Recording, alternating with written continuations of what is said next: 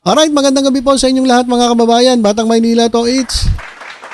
Bago natin pag-usapan na itong si Banat Bay. Nagpalusot po kasi. Nagpalusot po si Banat Bay mga kababayan.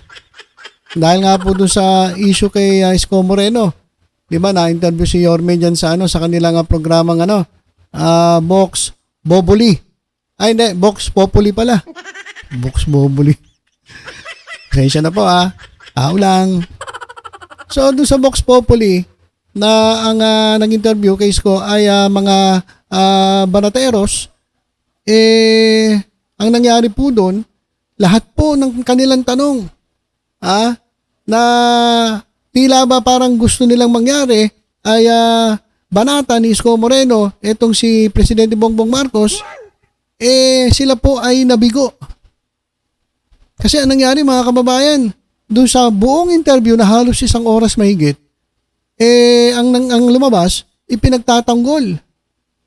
Actually, hindi pinagtatanggol Basta hindi binanata ni Yorme si Presidente Bongbong Marcos.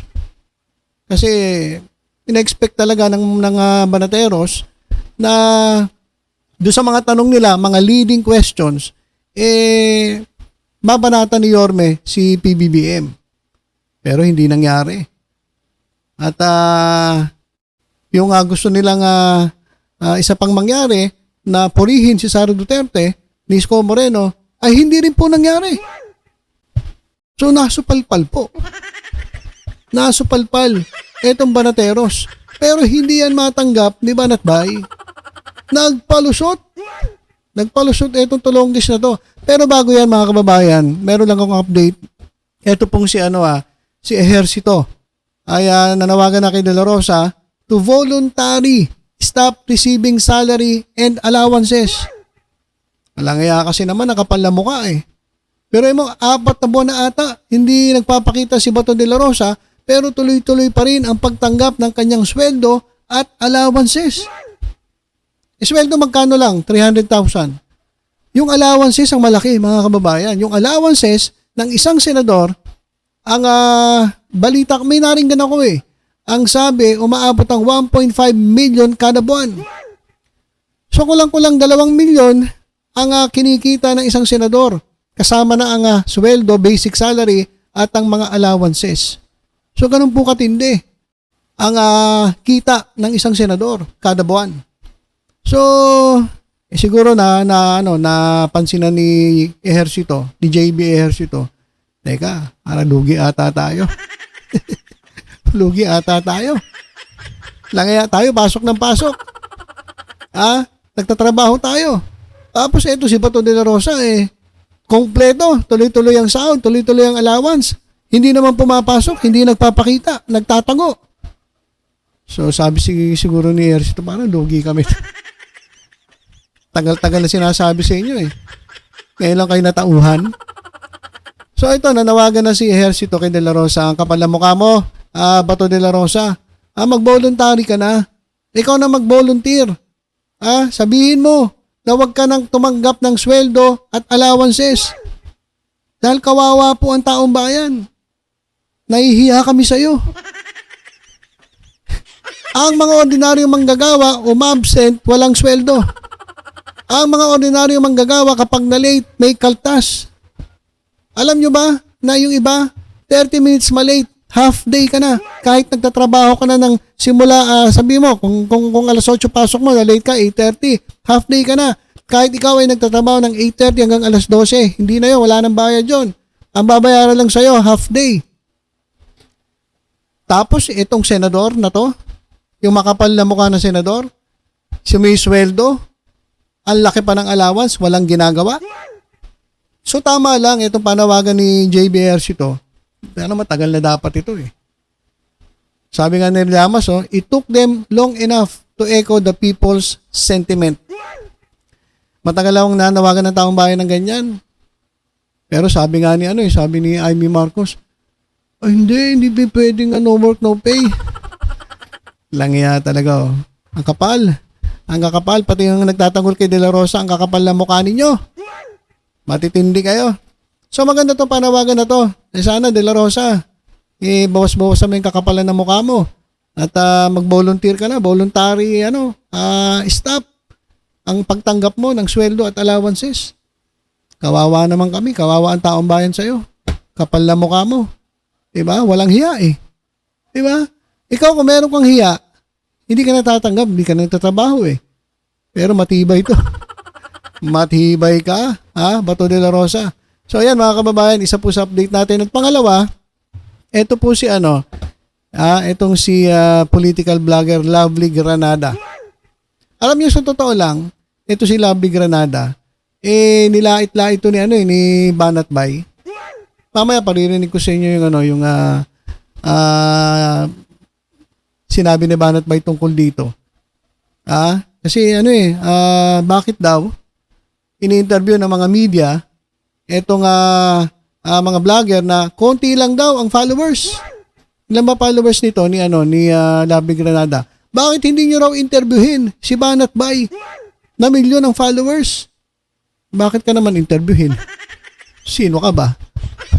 Para interviewin ng mainstream media. Namaya maririnig natin 'yan. So nakita ko lang siya. Sabi ni Lovely Granada, you fight for the Dutertes. O patama ito sa mga didilis. You fight for the Dutertes. We fight for the Philippines. That's the difference. The Philippines is not a Duterte kingdom. Ayan mga kababayan, kasi alam nyo, sa totoo lang, etong mga DDS talaga, grabe, bulag. Bulag na mga kababayan. Bulag na. Kahit mali, ginagawa nilang tama. Yung mga panatiko, yan po yung mga panatiko. Kahit mali na, palakpakan pa rin yung mga ugok. Yay! Do dirty! Do dirty! Do dirty! Kahit mali-mali na pinagagawa, basahin ko lang to, tapos punta na tayo doon. Punta na tayo dito kay Banat Bay. Pero dito muna tayo. Political blogger Lovely Granada drew a line between political loyalty and nationalism in a strongly worded statement criticizing support for the Duterte family. Ayun nga, sabi niya, you fight for the Dutertes, we fight for the Philippines. That is the difference. The Philippines is not a Duterte kingdom.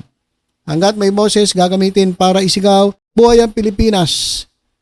Yan, her remarks come amid ongoing political tensions involving allies and critics of Vice President Sara Duterte and former President Rodrigo Duterte, with debates intensifying over governance, accountability, and political influence.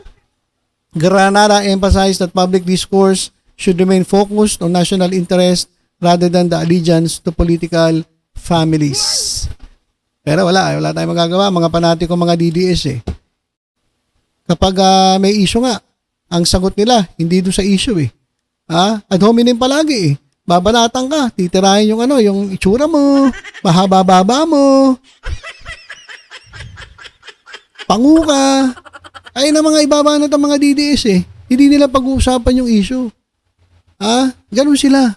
Ganun ang mga DDS. Kaya talagang ang laban nila, talagang ipagtanggol ang Duterte. Hindi na po para sa bayan. Tama si Lovely Granada, hindi na po para sa bayan yung kanilang ipinaglalaban. Kaya ito, mga kababayan, pakinggan natin.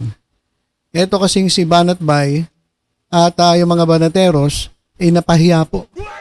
Hindi lang napahiya, halos mahulog sila sa kanilang upuan. Halos mabutas yung kanilang upuan sa kahihiyan. Dahil doon sa interview nila kay Isko Moreno. At ngayon, kabila ang pang-iinsulto dito sa mga bayuteros tuloy. Banateros. Dahil nga po doon sa kahihiyan na natanggap nila. Doon sa pag-interview nila kay Isko, akala kasi nila, si Isko kakampi sa kanila, kakampi kay Duterte. Yung nangyari, wala eh. Iba nangyari. Napahiya sila. Nasupalpal. Semplang sila mga kababayan eh. Pero may paliwanag Ito si Banat Bay pakinggan ninyo. Issue patungkol dito kay Isko, na-kesyo daw, napahiya daw ang Banateros at ang SMNI dahil hindi namin ine-expect yung sinabi ni Yorme na purihin si Marcos. Alam nyo, kayo talagang mga makikitid na utak na mga vlogger ni Bangag. Hindi nyo naiintindihan eh. Iba yung vlog, ng bawat isa sa amin, Banateros, sa YouTube at iba rin yung SMNI. Okay. Tayo pa ngayon yung makitid ang utak. Tayo pa tuloy ang makitid ang utak. Ikitang-kita naman natin kung paano nila leading questions. Si Yorme Isko Moreno para sumagot ng pagkontra kay Marcos. Pero hindi nga po yun nangyari. So sinasabi ni Banat Bay, hindi naman sila napahiya. Anong nangyari sa inyo? Nasupal pa lang kayo. Di ba? Napahiya daw Banatero sa SMNI dahil hindi namin napaamin si Isko. Hindi, ganito lang naman kasimple yan Banat Bay, kung hindi mo matanggap na napahiya ang SMNI, edi sige hindi. Kayo lang ang napahiya, mga bayuteros. Kayo lang talaga napahiya. Kasi kayo nagtatanong Alam niyo mga kababayan, siguro nagalit siguro SMNI. Siguro nagalit ang SMNI. Yung pamunuan ng SMNI dito sa mga Banateros. Kaya siguro nag-explain to. Kasi siguro sabi ng SMNI, bakit nyo kasi in-interview si Isko Moreno? Bakit nyo in-interview si Isko Moreno? Alam nyo pala na sinasabi kasi ni Banat Bay, alam nyo raw na yung mga isasagot ni Isko, maniwala ako sa'yo. Kahit ikaw nagulat ka, nagulantang ka, alam mo sa sarili mo na napahiya ka. Hindi yun ini-expect ninyo na sagot ni Isko. Pero yun ang sinagot ni Isko. Kaya siguro sabi ng pamunan ng SMNI, kasalanan nyo Bakit nyo inimbitahan si Isko? Napahiya tuloy tayo. Kaya nagpapaliwanag tong tulongges na to. Kaya siya nagpapaliwanag. Sabi niya, iba raw ang vlog nila doon sa SMNI. Pakinggan natin. Baka naman kahit papano meron tayong makuwang konting tawag dito, pampalubag loob Pampalubag loob dito kay Banat Bay. Ang SMNI po ay isang media entity. Ang SMNI tumatayo bilang isang tagapagpahayag ng balita tungkol sa nangyayari sa Pilipinas. Ito pong SMNI ang tunay na hindi bias.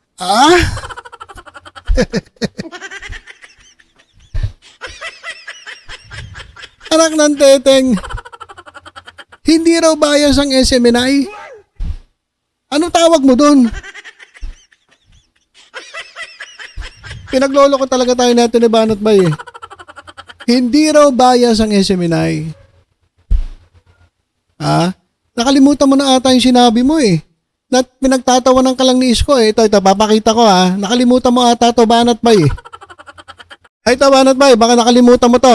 Iba kaming opinyon, nananatili pa rin ang aming opinyon na ang mastermind ng lahat ng korupsyon na ito, walang iba kundi si Marcos. So, yun ang aming opinyon. Kung iba man ang opinyon... Nagtawanan. Grabe yung tawa ni Isko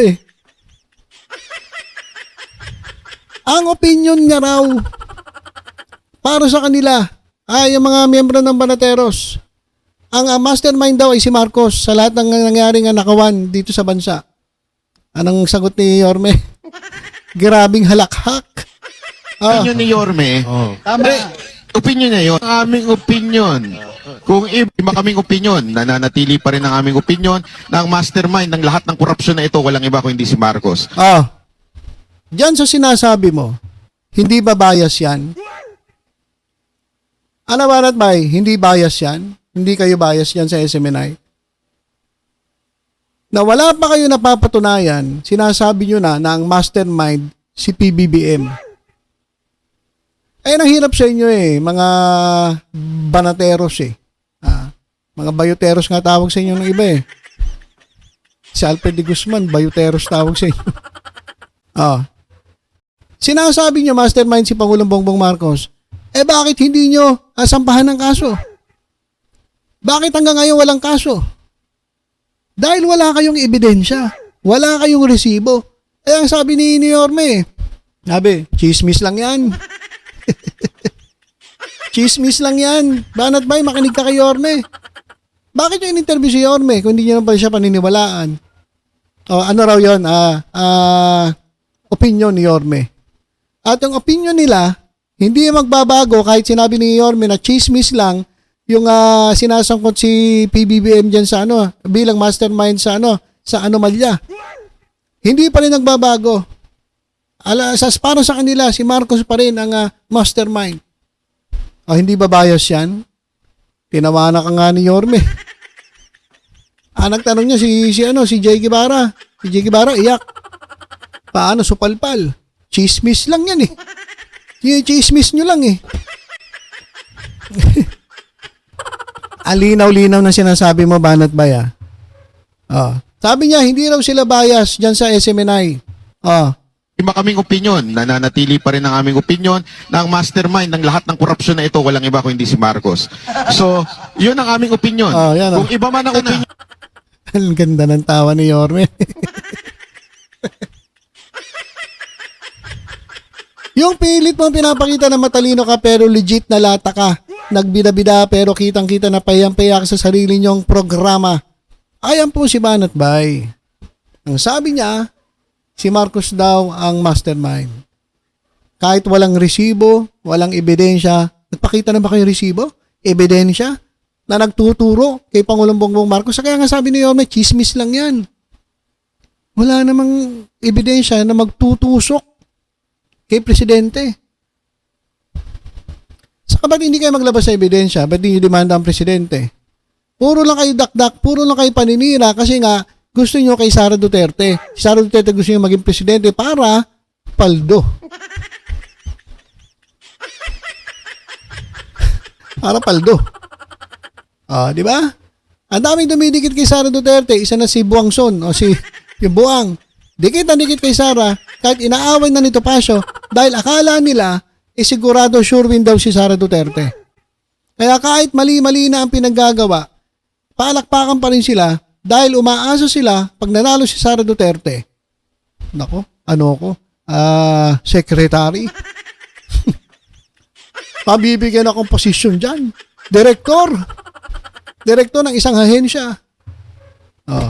Ayan yan mga kababayan. Puro sariling interes. Tapos ngayon ipagtatanggol niya. Ayoko na ituloy eh. Kasi mga kababayan, alam niyo, matatawa lang kayo sa paliwanag nito eh. Pinipilit niya talaga na na hindi sila napahiya at ang SMNI daw ay ang hindi bias na media. Ang mga bias na media raw, yung GMA, ABS-CBN, lahat ng media networks, bayaran daw. Tanging SMNI lang daw ang hindi bias. Anak ng teteng yan. Parang baliktad sinasabi mo, Brad eh. Baliktad sinasabi mo. Sa pananalita mo pa lang, obvious na bias ka. Bias kayo dyan sa SMNI. Sabihin mo, hindi. Ano kung teteng? Tapos hindi raw sila napahiya. Alam niyo mga kababayan, sabi pa rito, hindi ko napiplay sabi pa rito bakit hindi raw interviewin itong sila Banateros daw dahil marami daw silang mga followers. Bakit ang ini-interview daw ng mainstream media, yung katulad ni Granada? Inapi pa nga nito eh. Nilait-lait pa niya si Granada, si Lovely Granada. Ito, nilait-lait pa ni Banat pa eh. Kala niya pogi siya eh. So hindi ka natutuloy ito. Basta yun lang marinig yun. Pagtatanggol niya SMNI, hindi bias ang SMNI, bayaran ang mga lahat ng mainstream media, pera lang sa SMNI. At ang mga pinakamagagaling na vlogger ay nandyan daw kasama niya mga Banateros. Sabi niya, marami raw followers. Bakit hindi nyo nga daw interview si Banat Bay? Sus, dati nga na-interview ko eh. Diba, nasalang ka pa nga sa sa debate. Wala naman nangyari. Palpak din eh. Sabi nila, patas daw sila dyan sa SMNI. Nang-interview daw sila ng kahit alam nila na na hindi makasara Duterte, ini-interview daw nila. Ang halimbawa niya si Toby Chanco. Si Toby Chanco naman eh. Yan eh. Balimbing yan eh. Diba parang din ang banat niya dun sa administrasyon. Tapos si Yorme daw. Si Yorme, inimbitahan namin. Kahit alam namin na ipagtatanggol na si Marcos, hindi nyo alam. Hindi mo alam, Banat Bay. Hindi nyo alam. Nagulat kayo sa sagot ni Isko. Nasupalpal kayo. Leading na nga yung questions ninyo eh. Natatanda mo yung sinabi mo na sabi ni Yorme, halimbawa si Sara Duterte maging presidente. Sabi ni Banat May, gusto mo ba na maging presidente si Sara Duterte? Ginanon niya, pumasok siya ng ganun tanong kay Yorme. Hindi naman siya sinagot ni Yorme. Pahiya nga yan, napahiya yan. At hindi nila matanggap. Sila'y napahiya at sila'y nasupalpal. Kaya naman ito, todo tanggol sa SMNI. Huwag daw idamay ang SMNI. Dahil ang opinion nila, hindi raw opinion ng SMNI. Wow. Iba raw ang SMNI. Siguro pinagalitan to ng pamunuan ng SMNI. Bakit ko kasi in-interview si Isko? Ayun na naisip ko, baka napagalitan itong mga to. Kaya nako, Banat Bay, iba na lang, mga DDS na lang lokohin mo. Kasi DDS lang naman ang kaya nyo lokohin. Hindi nyo kayang lokohin na matatalino na mga kababayan natin. Yung mga bobo lang kaya nyo lokohin. At karamihan doon sa mga bobo na yon kasama nyo na DDS. Iba na lang, Banat Bay. Sa iba ka na magpaliwanag. Okay, so yun lang po muna mga kababayan Kung sinasabi ni Banat Bay, huwag kayo maniwala rito. Nagpapalusot lang tong tulongges na to. At kulang na nga lang sa inyo malaglag sa upuan habang ini-interview nyo si Isko Dahil sobrang pahiya kayo. Sobrang nasupalpal kayo. Kahit yung mga tanong nyo, leading questions na, wala pa rin napuntahan. Talagang hindi nyo nakuha kay Yorme yung gusto nyong sagot. Kaya better luck next time. Kung may next time pa. Mukhang hindi nyo naimbitahan si Isko dyan sa SMNI Baka pinagbawalan na kayo ng pamunan ng SMNI na interview si Isko. Okay, so ilan po muna mga kababayan. Tutok-tutok lang po dito sa Batang Maynila to. Sa iba pang update. Ingat po tayong lahat. God bless po.